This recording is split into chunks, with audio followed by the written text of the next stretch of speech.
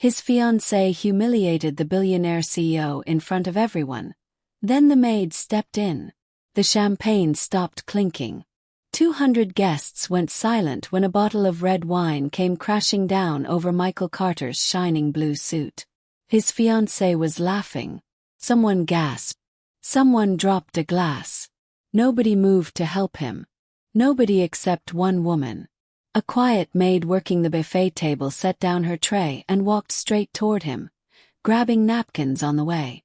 She had no idea that in the next 10 minutes, she would say the one sentence that would change his life forever. Right now, she just saw a man who needed a friend. Michael Carter built his company from a folding table in his mother's garage in Dayton, Ohio. He never forgot where he came from. Even as a billionaire, he still carried his late father's old pocket watch, the one thing left from a man who fixed cars for a living and never once complained. Tonight was his engagement party at the Ashford Grand Hotel, and everyone who mattered in the business world was there. His fiancée, Vanessa Hale, stood beside him in a white dress that cost more than his father ever earned in a year. She smiled for the cameras. She smiled for the guests. But there was something in her eyes that Michael had learned, slowly and painfully, not to trust. Across the room, a young woman named Grace refilled water glasses and said nothing. She had noticed something 2 weeks earlier that she never told anyone. Grace worked 3 jobs to pay for night classes.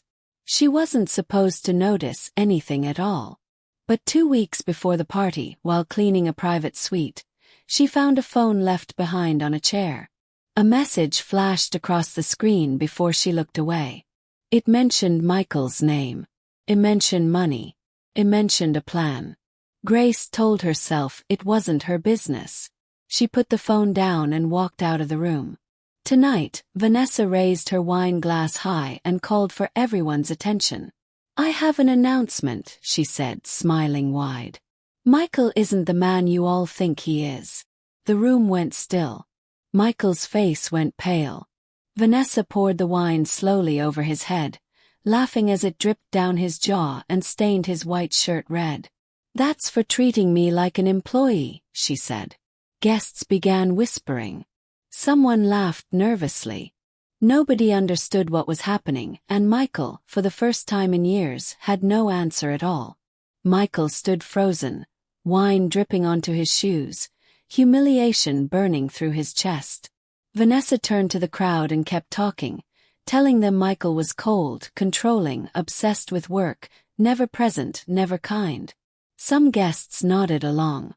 A few pulled out their phones to record. His own business partners looked away, uncomfortable, unsure whether to defend him or stay quiet.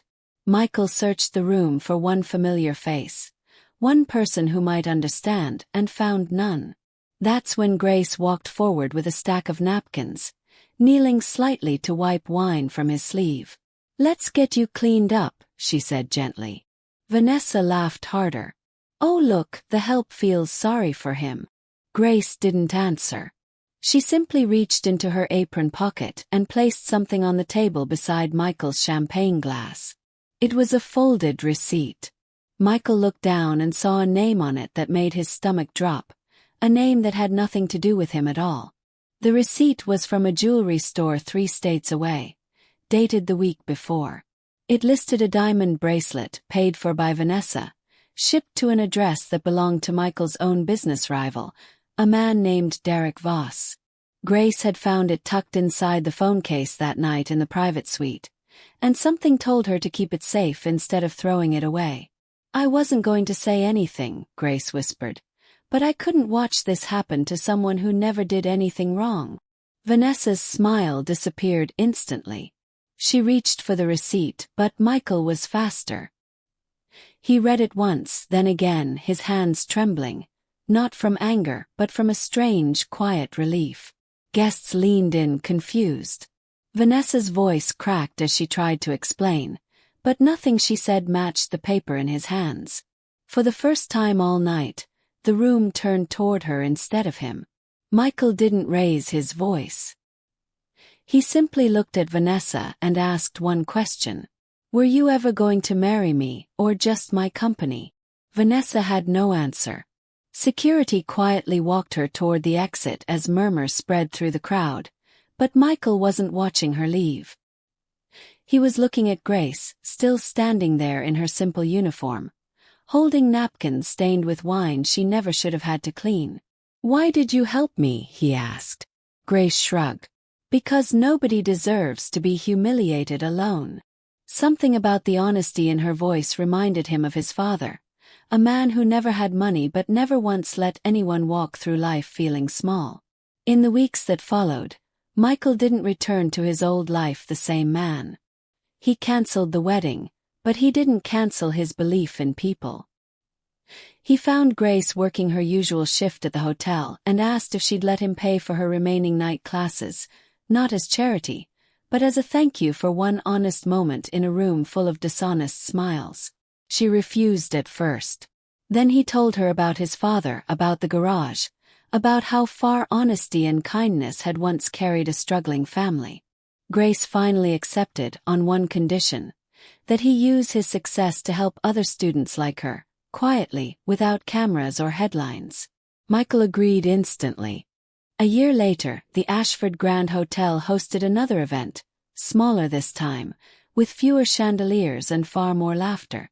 Michael stood at the front, but this time there was no scandal, no wine, no lies. Grace walked in wearing her own dress for once, having just finished her degree, a diploma tucked safely in her bag beside an old family photograph. Michael raised his glass, not to wealth or business success, but to the people who show up when everyone else looks away. Sometimes the smallest act of kindness becomes the greatest legacy of all. If this story touched your heart, please like this video, subscribe to the channel, and share it with someone who still believes kindness can change the world. We'd love to hear your thoughts, so leave a comment below.